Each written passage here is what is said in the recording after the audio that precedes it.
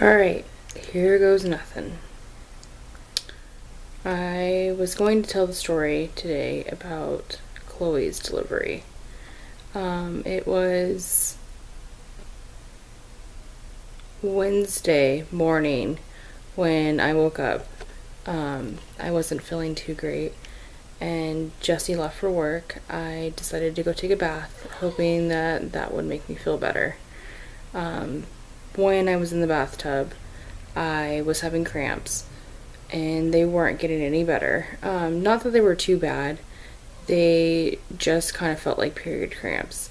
So I texted Jesse letting him know that I wasn't feeling too great, and I told him I was going to call the nurse. He automatically already thought it was baby time, and I was trying to keep him calm because I did not want to go to the hospital too early. So I called the nurse, told her what was going on, and she told me that it didn't really sound like I was going to labor yet, but I decided to start walking the house and start counting these cramps as contractions.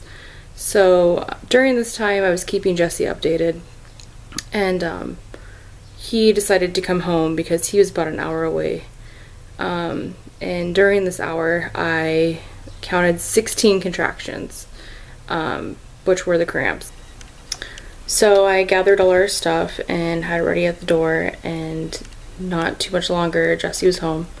So we grabbed our stuff and headed to the car. When we got to the hospital, I actually walked up to the hospital with Jesse and everything. I was totally fine. We got there, they checked us in. They checked me, and I believe I was like 2 centimeters dilated. It still wasn't very much, and so they decided to let me walk the hall for an hour. And we walked the hall for that good hour, and let me just say, if you ever see a pregnant woman that looks like she's trying to go into labor, might be going into labor, don't talk to her, don't make noise, don't look at her, don't even acknowledge her, because it just makes us mad. And during this time, there was actually a little old lady that walked up to the check-in station and said that someone that she was with was in the parking garage, and they felt the baby was going to come out. So the nurses came running, and that lady actually had her baby in like 5 minutes. It was pretty crazy. Anyways, so after walking around for an hour, we went back in the room. They checked me out again. I was a little more dilated. And they checked my blood pressure, and it was pretty high compared to what my blood pressure normally is. So I think the nurse kind of fibbed a little bit, said I was further along than I really was, and told them to get a room ready for me. So during this time, the contractions were getting worse and worse, and I didn't really know that I could ask for pain meds. So I was just bearing through it, and eventually, as I was laying there, my water broke, and I told Jesse, I was like, I'm pretty sure my water just broke, and he was like, well, how do you know? And I was like, I felt it, and he was like, well, I thought I heard something, and we had the nurse come in, and even her was like, I don't really think maybe you didn't, but I'll test you anyways.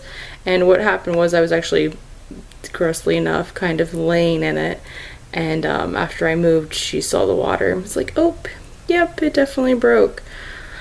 So after that, my contractions were even worse, and she finally gave me some pain meds, which helped so much. And then shortly after that, they moved us into the delivery room, which was so nice, and it was huge. They actually came in within like 10 minutes and gave me the epidural, which was not as scary as I thought it would be at all. They totally numb you. I barely even felt it, and after it kicked in, it felt amazing. After that, they were checking up on me once in a while, and I wasn't really progressing any with the dilation, so they gave me Pitocin, and that got things kicking. Jesse's parents came up to see us, and they hung out pretty much up until the last 3 hours, which was probably about 1 or 2 o'clock in the morning. Yeah, they were troopers. I got to 9.5 centimeters, and I felt like she was about to come out. So I had Jesse get the nurse again. They came and checked up on me, said I wasn't quite ready, but I could try pushing. So I pushed for about an hour, hour and a half, and nothing was really happening. You know, they kind of explained to me that she'd come 2 steps forward, 1 step back. So, I mean, I guess a little bit was happening, but not quite enough yet.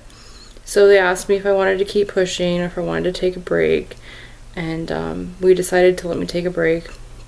And I sat there with the peanut ball, as they call it, in between my legs for another hour, and it was horrible because when you're having contractions and you're pushing, it's not that bad, but when you aren't pushing, it's horrible, even with epidural. So after that, oh, there goes Chloe again. Maybe not. Okay. After that, they came and checked up on me again, and then that was when the actual doctor came in. And we decided to push. So what they decided to do in that hour that we were waiting is they actually lowered my epidural because they thought maybe I was too numb to feel where I should really be pushing, which I think made a huge difference. So we started pushing a little bit, not too much was happening, and they asked me if I actually wanted to watch, and I was like, you know, let's give it a try. So they put a mirror in front of me, and it actually helped a lot. After that, Jessie said it only took really about a half an hour, and she came out. They were so nice. There were 7 of them in the room, besides really the doctor that was practicing on me. She had a hard time getting my placenta out, so the real doctor had to actually go back and check and make sure everything was okay. And they stitched me up. They put Chloe on top of me right away. They let Jesse cut the umbilical cord, which we told them all that that's what we wanted to do. And it was amazing. You had to wait in the room for 2 hours after that, and then we moved into the other room, which was not nearly as nice. Their nurses weren't as nice, but it wasn't too bad, and I actually didn't feel too horrible. And that's it for today. Thanks, bye.